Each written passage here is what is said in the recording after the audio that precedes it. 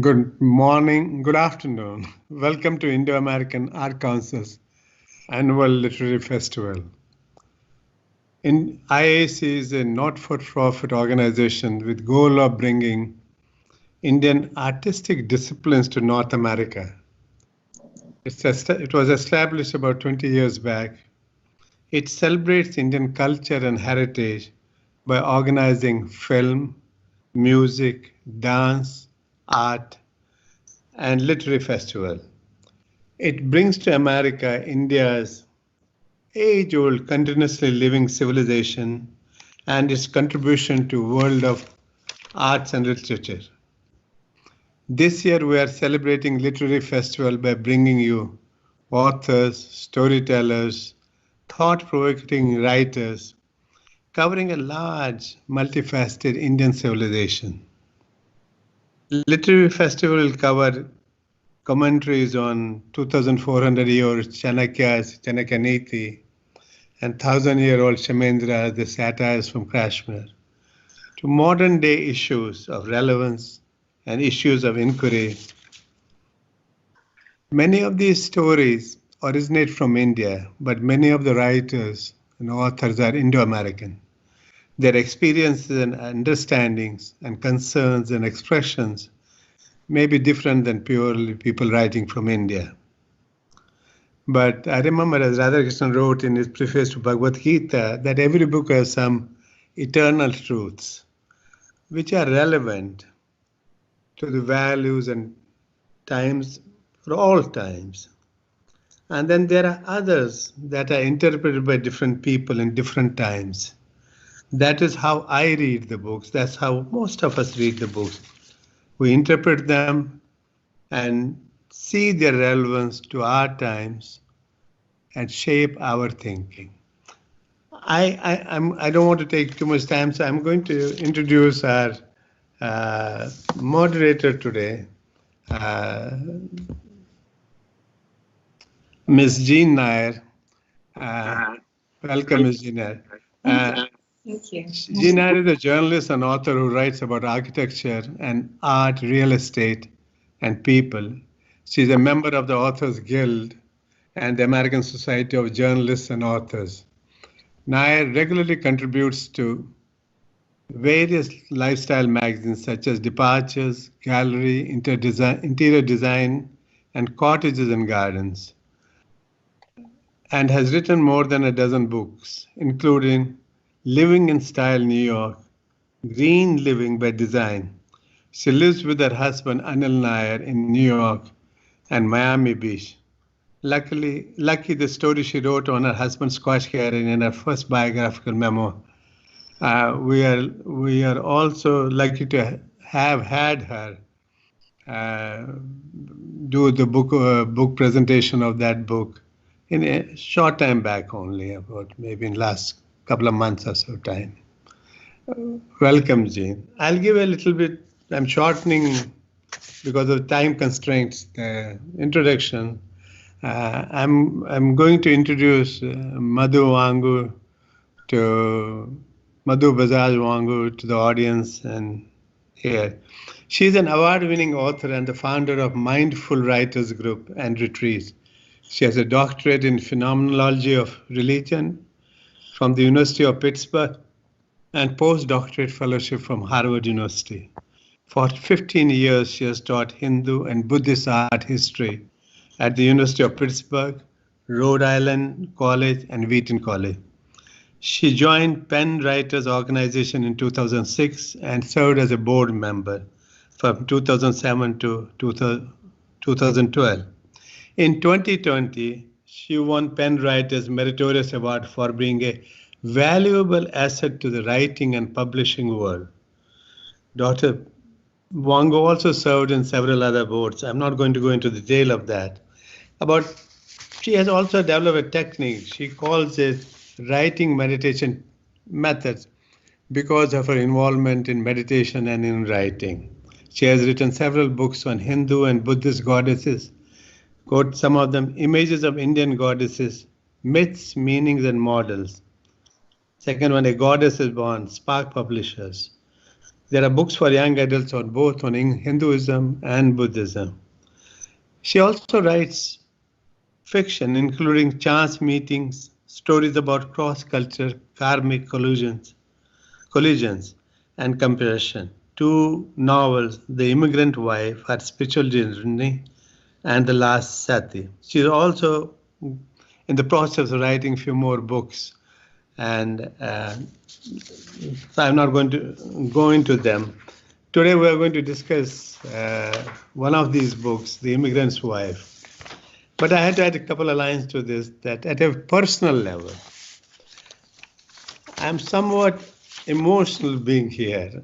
I know Madhu, we were children together, we grew up together, and our families have been close to, I was calculating after talking to her, maybe about 120 to 130 years from my grandfather's young time. In early years, I knew her as an artist, and I saw her first solo art presentation in Pittsburgh here. But I don't know whether she remembers it, but I went with her, and my wife Tina was there with her. I don't remember the date exactly, but it was in the 70s. But her development into an academician, particularly in the field she is in, and then a writer, is really joyful to me. So I won't take any more time now, but welcome, Madhu. Oh, you're making me cry. I was going to be very formal and say Dr. Mattoo and not let people know that you knew me. But thank you so much. You touched my heart. Thank you. Jane, yeah, Jane. Thank you. Thank you. I'm very thrilled to speak to you today, Madhu, about your wonderful book, The Immigrant's Wife. I just loved it. And I was very curious to talk a little bit more about your background as an academic and a historian in Indian art and religions. And I was hoping to start by finding out why you decided to write fiction, given your academic background. Mm-hmm. That's a good question. You know, the academia is the stuff of the mind, very precise, very specialized, and very intellectual.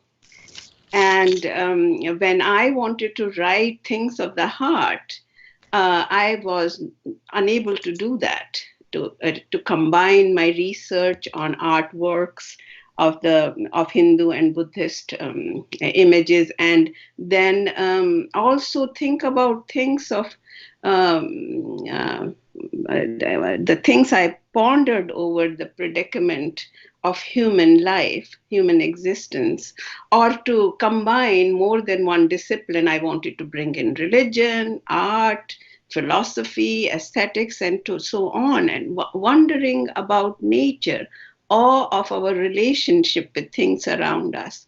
And none of that I could do in my academic books, but I could do that in fiction very freely. That was one of the reasons, several other reasons, but main reason was that. All right.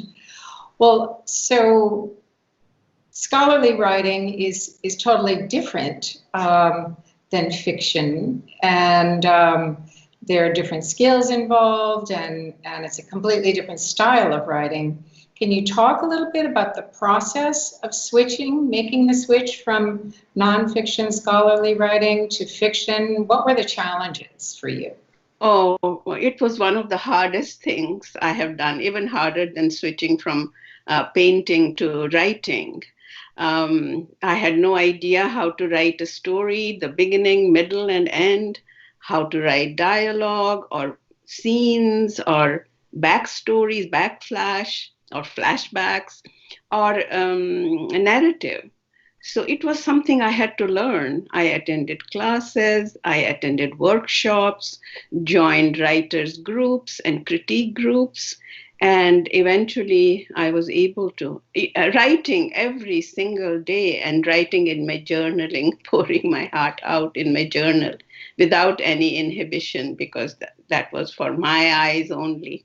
That helped me to write fiction. Okay. Well, so before we get into talking about the immigrant wife, I was wondering if you could talk a little bit about the organization you founded called Mindful Writers Groups. When did you start that, and what is it about? Okay, so for decades, I was meditating, journaling, walking in nature, and so on every single day, and had never combined these three disciplines together of meditation and journaling and walking. Meditation taught me self-awareness. Journaling and meditation together brought me closer to my inner self, my true self. The mask kept falling off, and it also increased my focus and productivity. So when I joined Pen Writers, which is a national organization, I thought, why not share this experience with other writers? So I invited some writers and we started a group, and it was a wonderful experience because writing as a group together, there was a certain kind of power, certain kind of energy which circulated in the room, and a creative flow opened up, and we started for writing together for 1 hour, and it extended to 3-4 hours. And then we had these retreats, weekend retreats, and some of them are 5 days retreats. So now we have 3 in-person retreats, not these days because of COVID, but then we have not retreats, I mean weekly group meetings. We have 3 weekly group meetings, we have retreats, and we have one very popular now, online mindful writers group. We have about more than 500 members in that. And we do meditation, we do journaling, and we write. And the meditation we use are all recorded as CDs, written and narrated by me. Okay. And so are those available? Yes, on my website, yes. Yes. Okay. Well, that is fascinating. How thrilling. I think I want to join the group. Yes, please do. We'd love to have you. So about the book, it's always easiest to write about what you know. And it's been said that art imitates life. And since the protagonist of your book, Shanti, is an artist with a deep connection to Hinduism, and the book starts in the 1950s, she seems to have a lot in common with you. Can you elaborate on why you chose to create a central character with these interests and in this time frame, and how does Shanti's journey reflect your own? Lots and lots of things I crave for, or I do, or I want to express. Those are I have woven those in Shanti's character dramatically and intensely, with lots of conflicts. But the story is not mine. Thankfully, it is story of a woman I met on a funeral.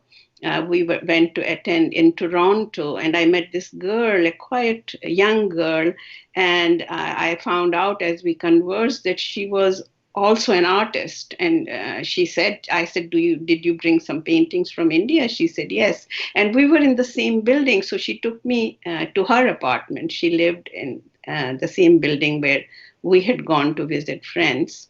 And she had painted beautiful works.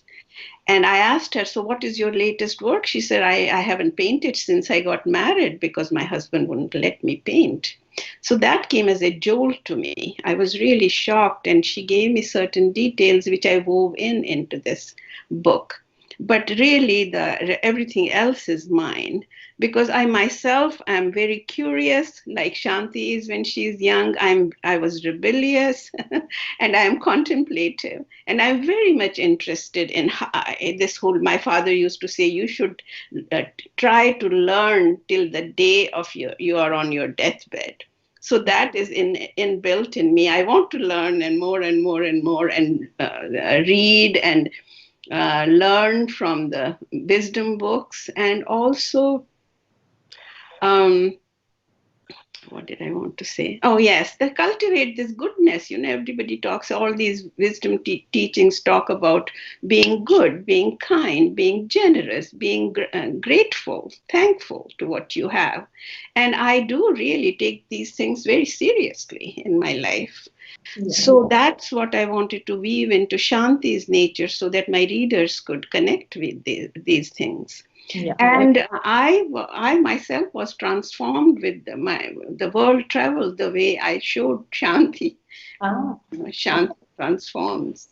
Okay. Well, those are good messages. And there are quite a few themes related to Indian culture that are relevant to the mid to late 20th century and 21st century. And these are such things as the changing role of women in society and the caste system and social biases with respect to religious background and spirituality itself.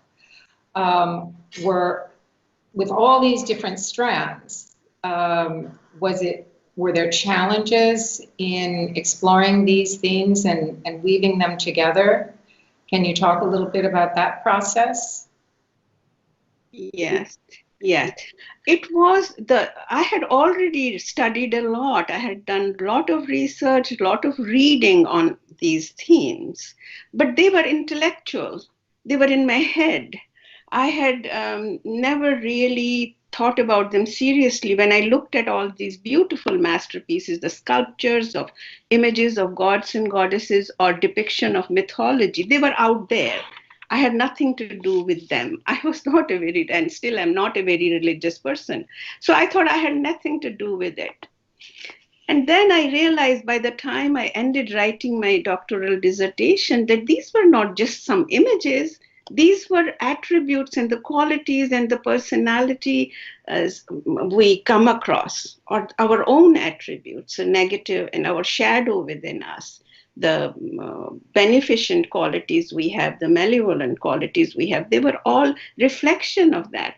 So I was internalizing them. This is the second reason why I wanted to write fiction, because I wanted to translate all these abstract concepts into real characters. So these themes, that was the challenge. When I changed from my head, I brought these down to my heart, and then I wove all these qualities into my characters, which I created.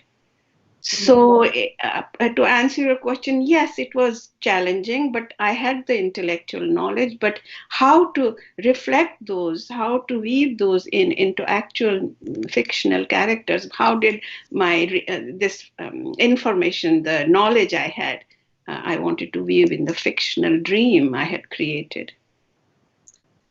You did a marvelous job. Thank you. A lot of, hidden dimension to almost all of the characters. And there were also some really wonderful conversations between Shanti and her family members and her husband, Satyavan, and other people. Can you talk a little bit about the process of creating dialogues in this book? I mean, for me as a journalist, I quote people and I quote what they say or a little bit of a dialogue, but I don't create it out of my head. And I imagine with your scholarly writing, you're quoting people, but a dialogue is something different. Can you talk a little bit about, was it a difficult thing for you to create the dialogues?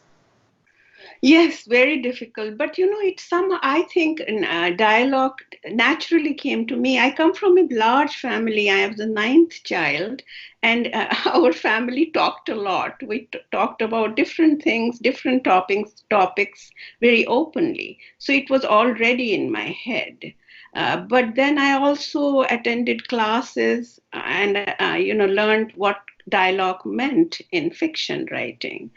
And also when I write, I just write and then I read it aloud and it feels stilted. So I rewrite and then I revise and read it again and rewrite. And also when I'm reading fiction and I find dialogue, some dialogue really very impressive, I pay attention to that and learn from that as well. I see. Yeah.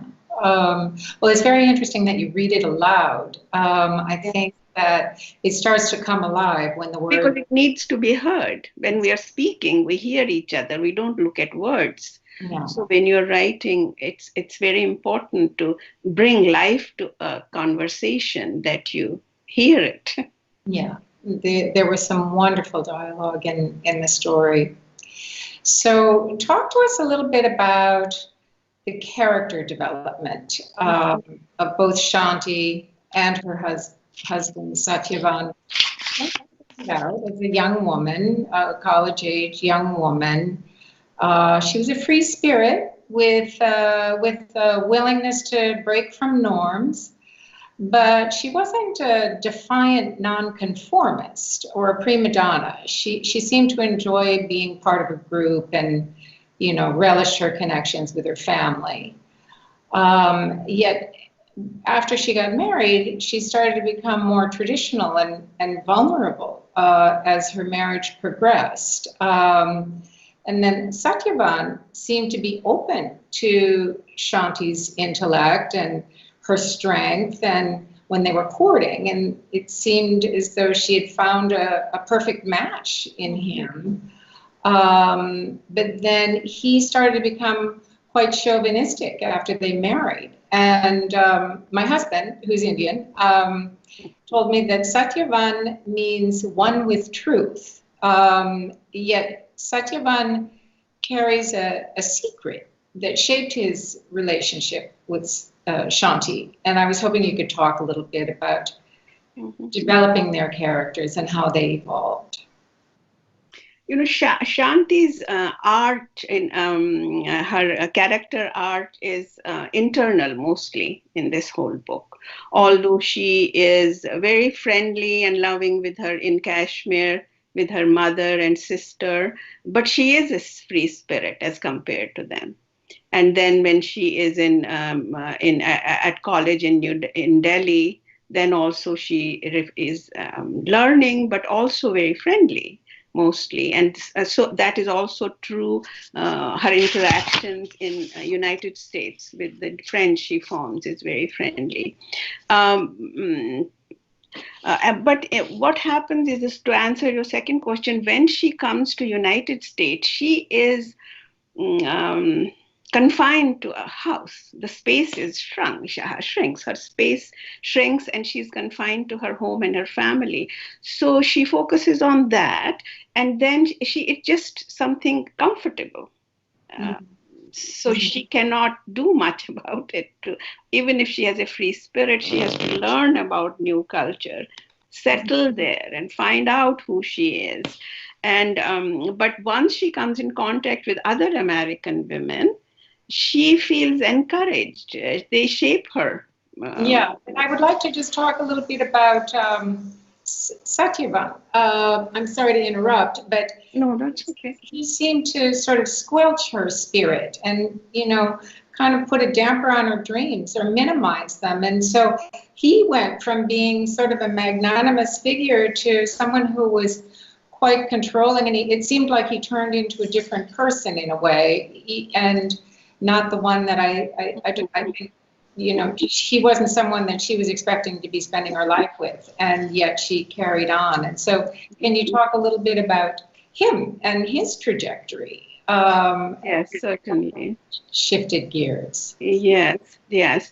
Satya, first of all, it happens, not with everyone, but once your dating time is over, men tend to change, and as do women in different ways.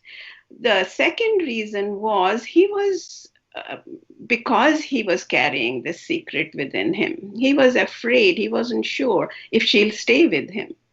So he was afraid she might leave him, which becomes really worse when their children leave home and she decides to go around the world. That was a pretty cool gesture. One of the things that struck me as sort of a literary device were some of the dream sequences that you included. They were just sort of woven in various places throughout. And I was really quite intrigued by them. And I was wondering if you could elaborate a little bit on dreams as an element that that move the plot forward? I use dreams and symbols and metaphors in my poetry and in my paintings quite often because it's a very powerful literary tool. So there are certain deep thoughts, profundity, and certain predicaments we have, and certain subtle emotions we want to convey. It's not possible to convey them in mere words. So we need a strength and power of metaphors and dreams and symbols to convey to our readers what is happening inside the heart of this character. So at places where I couldn't just say them through words, I had to use dreams and places, symbols and metaphors. You can plumb some depths with these metaphors that you just can't really describe as well. Just explaining a scene in standard terms. And I thought that there were a couple of chapters just dedicated to Satyavan, where all of a sudden most of it is about Shanti, and then all of a sudden, whoa, I get a little insight into Satyavan now, more than what's, on the surface. And it allowed me as a reader to connect with him and sympathize with him, even though he wasn't very sympathetic at certain points in the book. Another question I had, in many ways, Shanti's experience feels almost like a period piece relative to the freedom of women reflected in more contemporary stories, like the Netflix series 4 More Shots. I don't know if you've ever seen that series, but there are some pretty free-spirited women there in Mumbai. And I was wondering if you could talk a little bit about how you believe Shanti's story compares to what young women in India are experiencing today. The time period in which this novel is set, at that time, the literacy rate of women was like 40%, and now it is 80%. That's really good. But as you know, Jean, that education and literary rate, the better literacy rate and higher education does not matter too much in the way a culture thinks. The worldview of a culture changes very slowly. So even when I go often to India, the worldview remains, the women continue to live under the domination of men. That hasn't changed much. The country still suffers from class, caste, religious discrimination. The social norms haven't changed much. That's why I wrote my book, The Last Sati, in which lots of rituals I discuss and how men look at women, treat them. And I'm not talking about all men and all women, not the ones who have really become liberated and open-minded. I have not watched the show you are mentioning, but I'm thinking that this kind of show is a fantasy for entertainment, It will stay in the box in TV. It won't jump out and become real, because if it does, it will be definitely suppressed and restricted. So there are many shows which men fantasize. They are made by men. And maybe, I don't know, women enjoy, or maybe they want to do things these women are doing. But it won't become a popular, like serials they have in India, serials in different episodes. There are family episodes, mother-in-law, father-in-law, daughters, sons, and so on and so forth. Those are popular ones. Right. Yeah, this is a series. It's a series, and I'm not sure how many episodes there are, but it's a few of our friends have told us about it, so we looked at it and we just thought, wow, that's a different world. I've been visiting India for almost 25 years now with my husband, and I've seen it change a lot over the course of that time. But you know, it still feels like India, and you can see that there are a lot of traditional values that are not going away. They're gonna stay. I just want to say this, I'm all for traditional values. I love traditions. But when it interferes with an individual's freedom, that's what I want to tell my readers through Shanti's character. Because there are lots of, as you read the book, so you know there are so many other female characters in the book who are not as lucky as she is. Right, yeah. I might interject here. I'm afraid to interject between two women talking. No, you're welcome to say anything. But there has been too much emphasis placed on individualism here, and it's coming back in India also.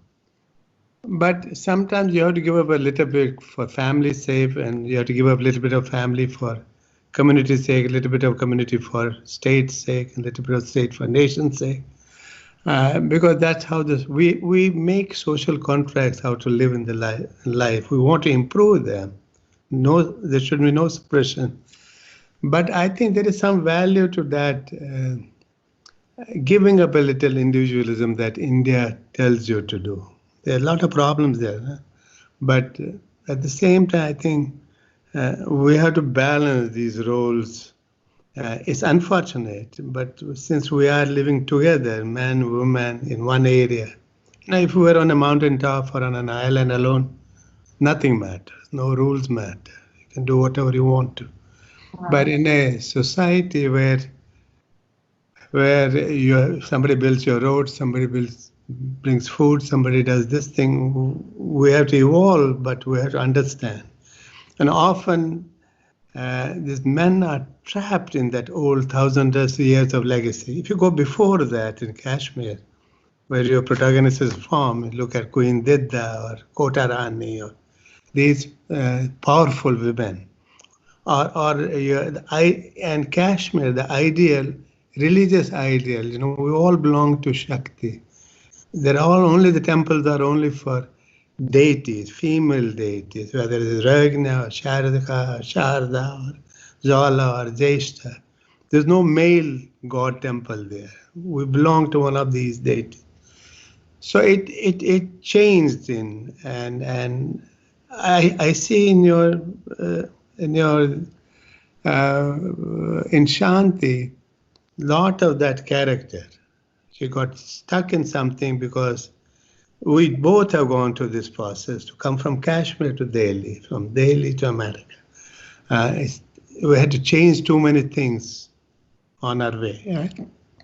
But these problems. Go ahead.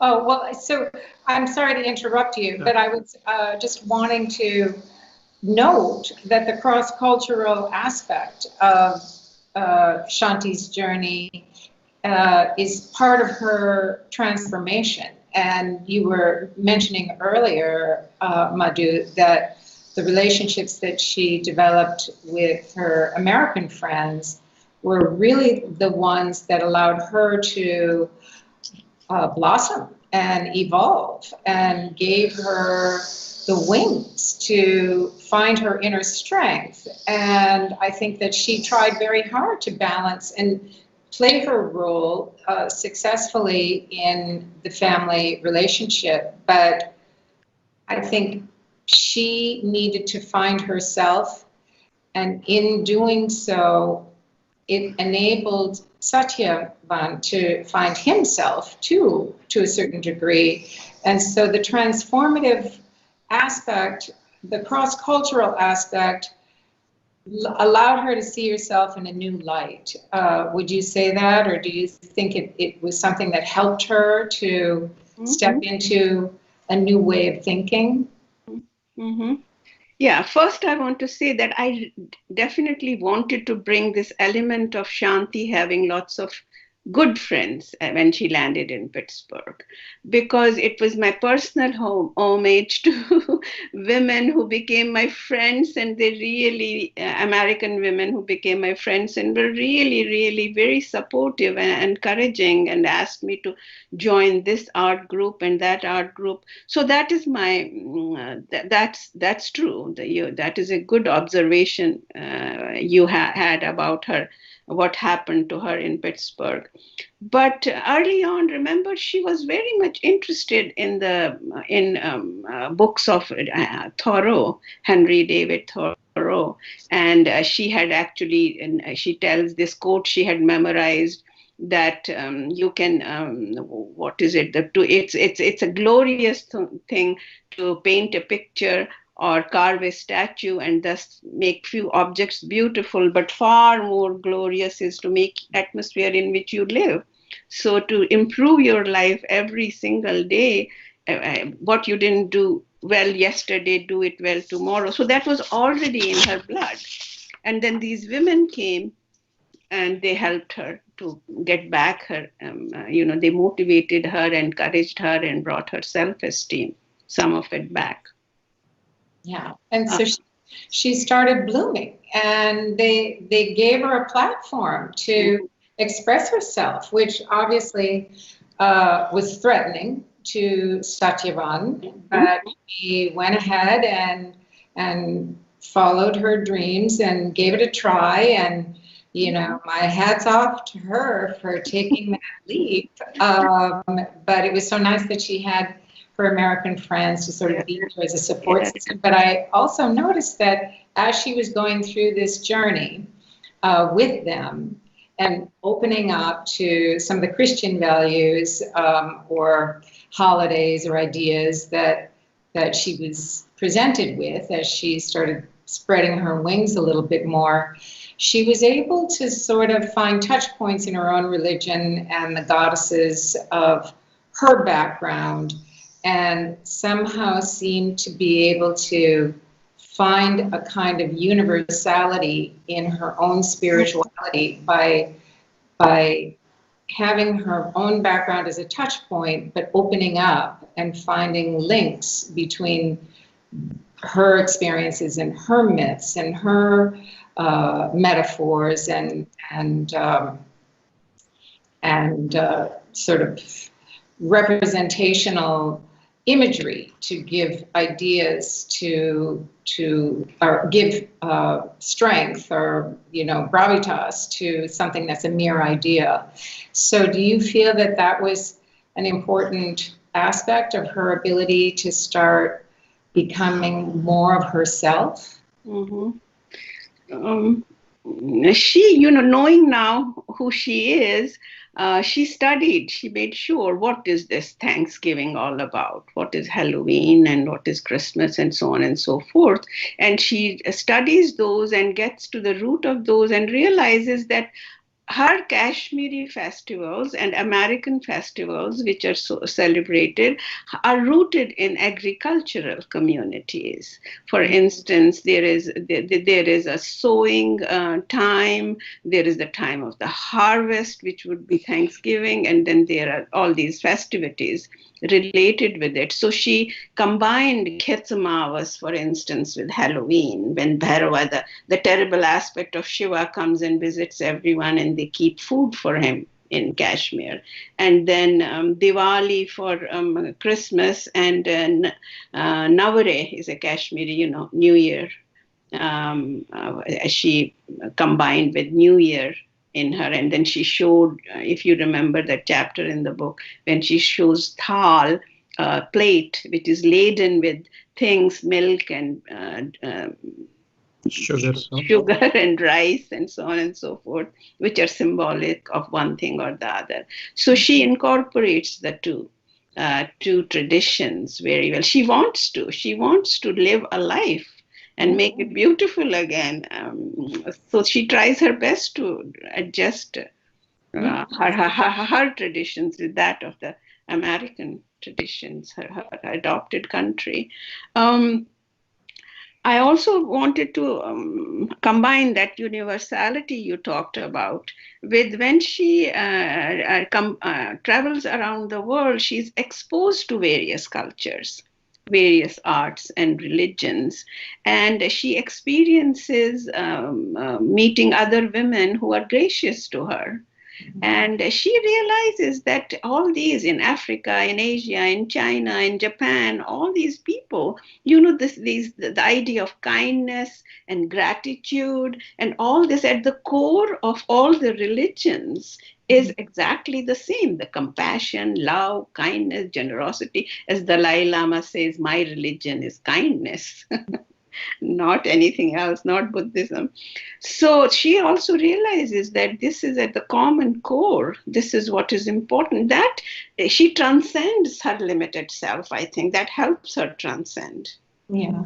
Yeah, I think so too. And I noticed she did it a little bit with food too, because she almost treated food like an art, and she wanted to live in a beautiful world and be creative. And she started merging foods, as I recall, a little bit, and tried her best to be experimental within the sort of confines of how she was living her life as a mother and wife. And so that's a beautiful message. I wanted to add her experience. It's almost the experience of rebirth at the temple of Kali Kapaleshwari in Chennai, that she is totally transformed. And then she sort of, it gives her, traveling gives her a lot of time by herself to think about these things. And one of the reasons when she comes back home, she forgives Satyavan. Yes. For everything, because she is not who she was before. This whole idea of spiritual, actually, I had named this book, The Immigrant Wife, Kamal Ascending. Her Shanti's name, I had first Kamal. Oh. So I thought she ascends from first part to the second part to the third part eventually. So she gets transformed spiritually, whether she was religious or not, but now she becomes more of a spiritual person. Yeah, it's an interesting journey that she took, and the forgiveness, you almost, it gives you a little bit of surprise, but wasn't it Gandhi who said, forgiveness is the ornament of the brave? Yes. She was a very brave woman, even though she was demure, she was very gentle, but she had a bravery to her essence too, that it's a nice combination of qualities that are unique to blend together. So I was very impressed with the character and the whole story, and I believe that the message is very important at this time when people are forgetting about kindness a little bit now and then, I think, at least in the public sphere. And it's a nice way to sort of steer people in the new year. And I hope it'll be a fresh one with some fresh influence. But I wanted to just kind of conclude on finding out about what you're working on now. Can you talk about what you're doing, what's coming up, and where people can find out more about your work? Thanks for asking that. I am working, I'm almost done on a collection of short stories, my second collection of stories. And this is mostly about, sounds not very happy, but about death and suffering and small deaths we face in our life. And as Shanti's mother said to her, that it is not the way we live because we all, the way we die because we all die differently, but how we live. So in those stories, although I talk about a lot about death, but I say that unless we confront the fact that this is in our this is human destiny, that we all die, that is not the point. The point is how we live our lives. So that is a collection of stories. And I'm also writing the 365 days of journaling and meditation as a sort of a diary for keeping a journal. It'll have prompts and meditations about meditation and walking and journaling and so on. Okay, And more of a guide for yeah, other writers? Okay. daily.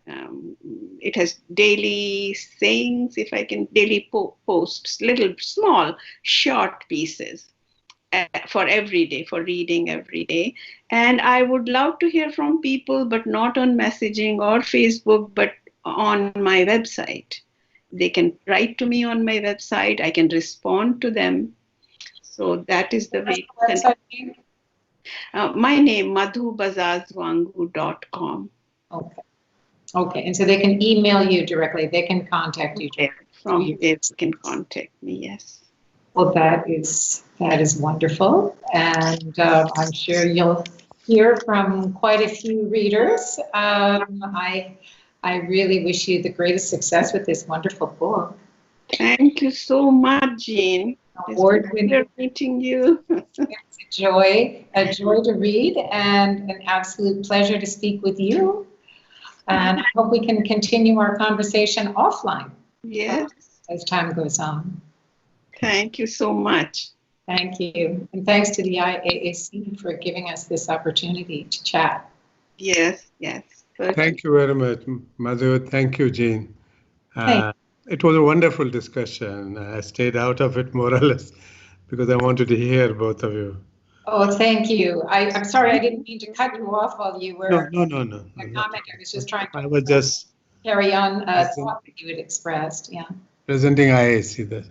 And we at IAAC are trying to bring forth these kind of discussions and trying to bring to America what we have as Indians, what we are, what is our ethos, what are we made of. And it's an old civilization. It has gone through, because virtually every civilization goes through same thing, same experiences. Mm-hmm. Good kings, bad kings, drought, bumper crop, good happiness, sadness, wars, peaceful time. Then each civilization selects what it thinks it is important for it. And that's how they live. So we have something to contribute to the rest of the world because we have to live like one world. Mm-hmm. So we at IAAC are trying to bring through films, through theater, through art, through dance, through books, to writers, those value system. Because we're trying to live in a world, we don't know what truth is because it depends what is your perspective of truth. So these stories and these kind of things bring to you some values. I was very happy you brought that dream sequence. I am very impressed with that, and it brought in a lot of things in. It was very, very good. And you quoted T.S. Eliot, who is my favorite poet, Prufrock's story in that, so love story of Prufrock. That was very, very good. So it's a beautiful book. It reads very well. It will be good for the so much. audience. I want to give my heartfelt thank you to you, Dr. Nirmal, Mattoo, and Jean Nayar. Thank you so much. It was one, and IAAC. Hello, I'm Neeli Lakhani, IAAC Literary Festival Director. I want to thank you for joining our award-winning authors and their wonder stories. IAAC is a 501c nonprofit. Programs like the one you just watched happen because of contributions from generous folks like you.